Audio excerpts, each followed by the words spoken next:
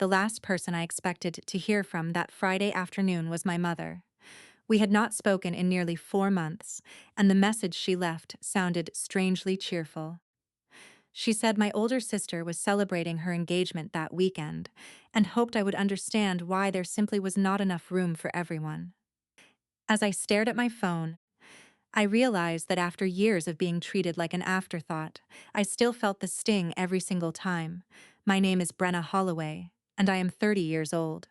Growing up, I learned very early that our house revolved around one person. My sister, Jolene, was the daughter everyone admired. Her awards decorated the walls, her birthdays became neighborhood events, and every accomplishment she reached was celebrated like a national holiday. I was never mistreated outright, but I lived in the shadow she cast, quietly accepting that my place was somewhere behind everyone else. While my parents poured their attention into Jolene, I found comfort in a tiny corner of our kitchen. I loved watching ingredients come together in ways that felt almost magical. I noticed flavors most people ignored, and I spent hours experimenting with recipes from old cookbooks I borrowed from the library. Instead of asking what I was making, my mother usually complained about the mess, while my father smiled politely and reminded me that cooking would never become a real career. By the time high school ended, everyone expected me to choose a practical profession. My parents gathered brochures for accounting programs and business schools, convinced they knew what was best. I smiled through those conversations, but deep inside I had already made my decision. Without telling anyone, I applied to one of the most respected culinary academies in the country. When my acceptance letter arrived, I celebrated alone because no one else seemed to understand why it mattered so much. Those years were the hardest and happiest of my life. I worked before sunrise at a bakery, attended classes all day, and washed dishes in the evenings just to afford tuition. Every exhausted night reminded me why I refused to quit. For the first time, I was surrounded by people who cared about creativity instead of appearances. They judged me by my discipline, not by comparisons with my sister, and that gave me a confidence I had never experienced before. After graduation, I accepted every opportunity I could find. I trained in demanding restaurant kitchens where mistakes were remembered longer than successes. Every shift pushed me closer to becoming the chef I dreamed of being. Years later, I accepted an offer to lead the kitchen at an ambitious restaurant called Copper Ash in Nashville.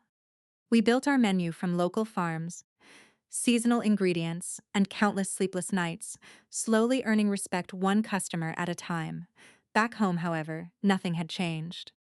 Whenever relatives asked about me, my mother casually explained that I worked somewhere in food service, as if I carried plates instead of designing menus.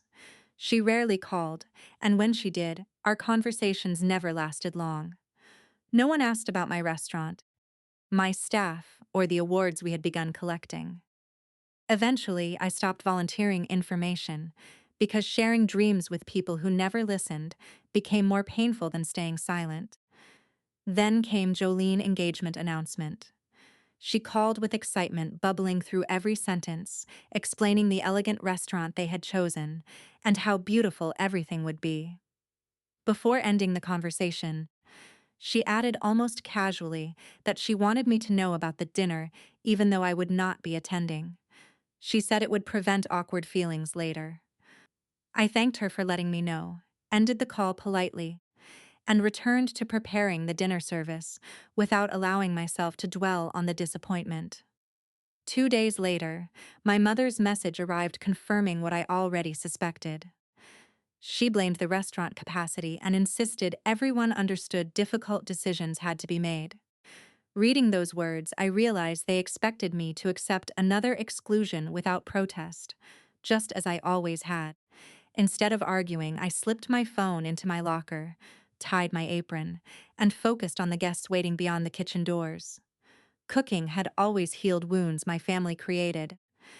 What none of us realized was that another event was unfolding that very same morning. A nationally respected culinary magazine had released its annual feature highlighting the most influential rising chefs in America. Months earlier, I had participated in an interview between lunch and dinner service, answered a few questions, then forgotten about it completely.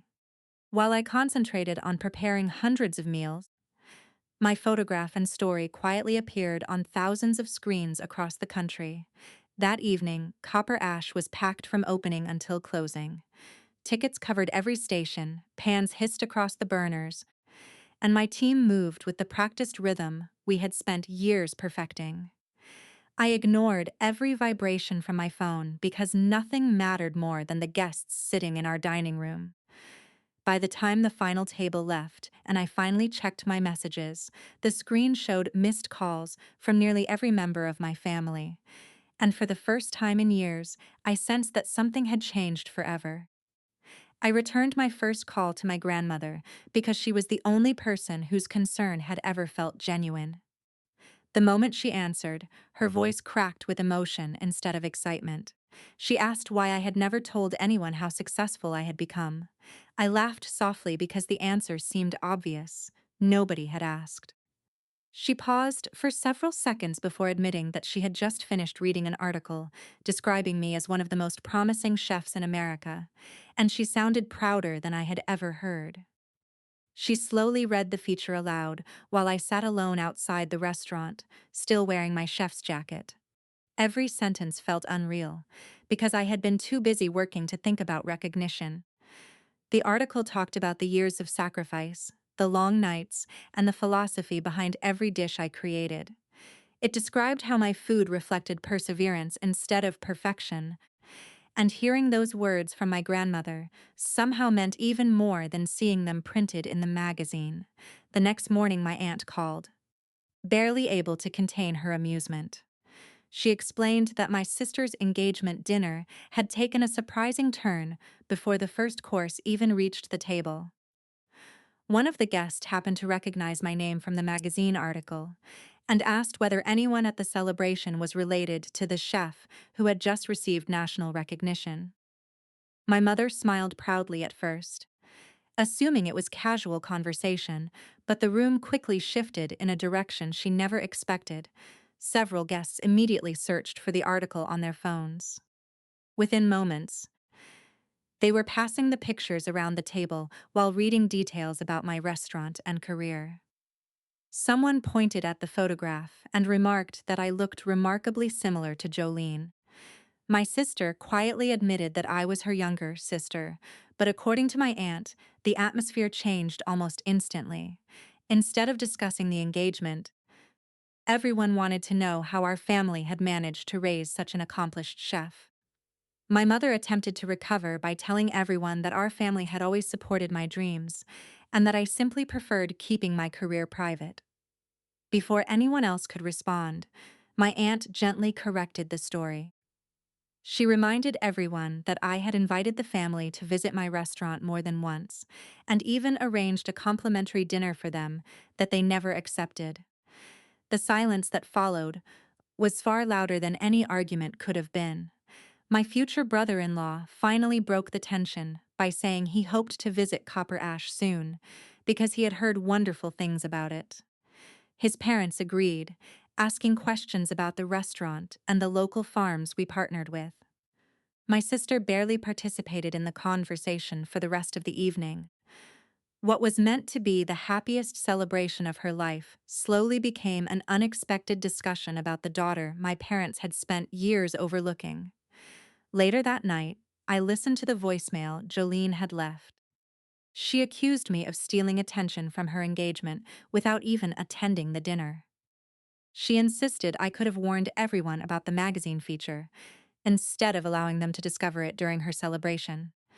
I sat quietly after the message ended, wondering how I could possibly apologize for something I never planned. Success had simply arrived on its own schedule, and I refused to feel guilty for finally being noticed. 2 days later, my mother reached out. Her voicemail avoided every difficult truth while circling around them carefully. She admitted our family could have communicated better over the years, and suggested meeting for lunch whenever I had time. She never mentioned excluding me from the engagement dinner or dismissing my career for more than a decade. Listening to her words, I realized some people would rather rewrite history than admit they had caused pain. About a week later, my father sent a short message. He congratulated me on the article and asked whether he and my mother could visit the restaurant during their next trip to Nashville.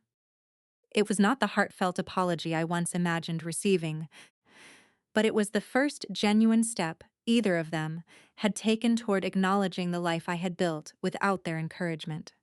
I stared at the screen for several days before deciding how to respond. Eventually, I wrote back that they would be welcome whenever they decided to visit, and that I would gladly reserve a table. My reply was polite but careful, because forgiveness cannot be rushed simply because someone finally notices your success. Trust grows slowly after years of disappointment, and I was no longer willing to pretend everything was fine just to make other people comfortable. If reconciliation happened, it would happen honestly or not at all. Jolene never contacted me again after that voicemail. Surprisingly, I stopped waiting for her to. For years, I imagined dramatic conversations that would somehow repair everything between us. But life taught me that closure rarely arrives through perfect speeches. Sometimes it comes quietly, through accepting that another person's inability to appreciate you says far more about them than it ever did about you. Every morning, I unlock copper ash before the rest of my team arrives. I enjoy those peaceful moments when the kitchen is silent, fresh vegetables cover the counters, and another day of possibilities stretches ahead. Hanging near the pass is a framed copy of the magazine article that changed everything. I do not keep it there because I need constant praise. I keep it there because it reminds me that persistence can bloom even when nobody is watching. If you ever feel invisible inside your own family, do not let that convince you that your dreams are invisible too. Keep building, keep learning, and keep believing in the work that fills your heart with purpose. Recognition may arrive late, and some people may never understand your journey, but your value has never depended on their approval. The life you create with your own hands will always speak louder than the opinions that once tried to silence you.